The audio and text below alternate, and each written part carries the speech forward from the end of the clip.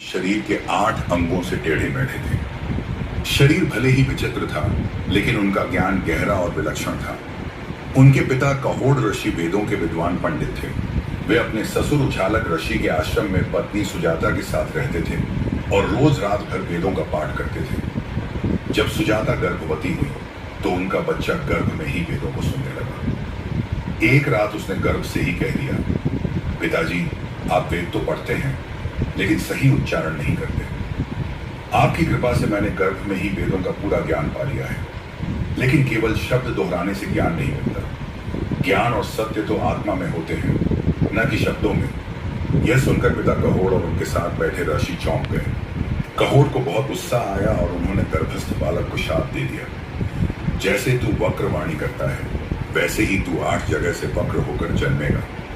समय आने पर बच्चा पैदा हुआ और सच में उसका शरीर 8 जगह से टेढ़ा था, इसीलिए उसका नाम रखा गया अष्टावक्र। अष्टावक्र के जन्म से पहले ही उनके पिता ऋषि कहोड़ धन की जरूरत के कारण राजा जनक की सभा में शास्त्रार्थ करने चले गए। वहां एक बड़ा आयोजन हुआ था। राजमहल के सामने हजारों गायें, जिनके सींगों पर सोना चढ़ा था और गले में हीरे जवाहरात लटक रहे थे। घोषणा थी कि जो विद्वान वाद विवाद में विजयी होगा वही इन गायों को ले जाएगा और हारने वाले को मृत्यु भी दी जा सकती थी। कहोड़ ऋषि का मुकाबला राज्य के महापंडित वंदिन से हुआ, लेकिन दुर्भाग्य से कहोड़ शास्त्रार्थ में हार गए और नियम के अनुसार वंदिन ने उन्हें जल में डुबवा कर मरवा दिया। कई दिन बीत गए लेकिन कहोड़ वापस नहीं लौटे। यह देखकर उद्दालक ऋषि अष्टावक्र के नाना ने खोज करवाई और पता चला कि कहोड़ की मृत्यु वंदिन के हाथों हो चुकी है। यह दुखद सत्य अष्टावक्र से छुपा लिया गया। वह अपने नाना को ही अपना पिता समझता रहा। 12 साल बीत गए। अष्टावक्र ने न केवल गर्भ में ज्ञान पाया था, बल्कि आश्रम में भी लगातार पढ़ाई करके वह एक महान विद्वान बन चुका था। 12 वर्षों के गहन अध्ययन के बाद अष्टावक्र अत्यंत बुद्धिमान हो चुका था।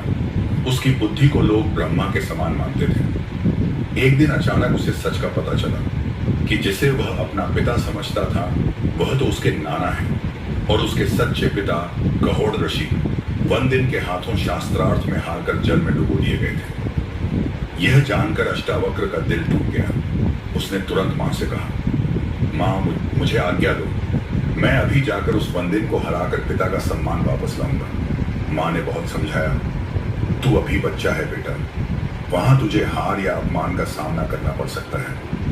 लेकिन अष्टावक्र डिगा नहीं। उसने कहा, शरीर चाहे जैसा हो पर ज्ञान की शक्ति में कोई बाधा